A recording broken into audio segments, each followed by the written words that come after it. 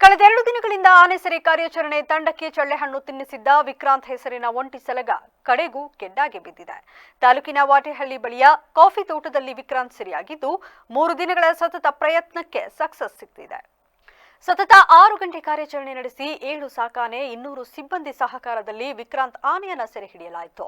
ಇದಕ್ಕೂ ಮುನ್ನ ವಿಕ್ರಾಂತ್ ಸಖತ್ ಆಟ ಆಡಿಸಿತು. ಬೆಳಗ್ಗೆಯಿಂದ ಮಧ್ಯಾಹ್ನದವರೆಗೂ ಯಾರಿಗೂ ಸಿಗಲಿಲ್ಲ. ಹರಸಾಹಸ ಪಟ್ಟು 2 ಕಾಡಾನೆಗಳ ಮಧ್ಯೆ ನಿಂತಿದ್ದ ವಿಕ್ರಮ್ಗೆ ಅರವಳಿಕೆ ಚುಚ್ಚುಮದ್ದು ನೀಡಲಾಯಿತು.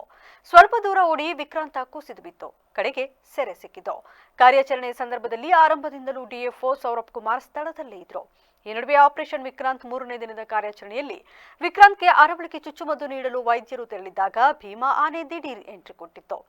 ಒಂದು ರೀತಿಯಲ್ಲಿ ವಿಕ್ರಾಂತ್ಗೆ ಅಡ್ಡಲಾಗಿ ನಿಂತಿತು. ಭೀಮನಿಗೆ ಅರವಳಿಕೆ ಚುಚ್ಚುಮದ್ದು ನೀಡಿದ ಕೂಡಲೇ ನಿತ್ರಾಣಗೊಂಡು ಅಲ್ಲೇ ಕುಸಿಯಿತು. ರಿವರ್ಸಲ್ ಇಂಜೆಕ್ಷನ್ ನೀಡಿದ ನಂತರ ಕೆಲ ಹೊತ್ತಿನಲ್ಲೇ ಸುಧಾರಿಸಿಕೊಂಡು ಬೇರೆಡೆ ಸಾಗಿತ್ತು. ಆದರೆ ವಿಕ್ರಾಂತ್ ಆನೆಗೆ ಅರವಳಿಕೆ ಚುಚ್ಚುಮದ್ದು ನೀಡಲು ಅಧಿಕಾರಿಗಳು ಸಿಬ್ಬಂದಿ ಬೆಳಗ್ಗೆಯಿಂದ ಬೆವರು ಹರಿಸಿದರೂ ಮಧ್ಯಾಹ್ನದವರೆಗೂ ವಿಕ್ರಾಂತ್ ಒಂದೆಡೆ ನಿಂತಿರಲಿಲ್ಲ. ಆದರೆ ಯೋಜಿತ ಕಾರ್ಯಾಚರಣೆ ನಡೆಸಿದ ಟೀಮ್ ಕಡೆಗೂ ಸೆರೆ ಹಿಡಿಯಿತು. ಈ ನಡುವೆ ವಿಕ್ರಾಂತ್ ಆನೆ ಟ್ರ್ಯಾಕ್ ಮಾಡಲು ಇಟಿಎಫ್ ಸಿಬ್ಬಂದಿ ಅರೆಹಳ್ಳಿ ಬಳಿ ಮರ ಏರಿ ಕುಳಿತರು. ಮನುಷ್ಯನ ವಾಸನೆ ಗ್ರಹಿಸಿದ ಸಲಗ ಮರದ ಬಳಿಯೇ ಬಂದು ನಿಂತಿತು. ಅದರ ಹಿಂದೆ ಇನ್ನೊಂದು ಕಾಡಾನೆ ಬಂತು. ಆದರೆ ಸಿಬ್ಬಂದಿ ಉಸಿರು ಹಿಡಿದು ಅಲ್ಲೇ ಕುಳಿತರು. ನಂತರ ಆನೆ ಮುಂದೆ ಸಾಗಿದವು.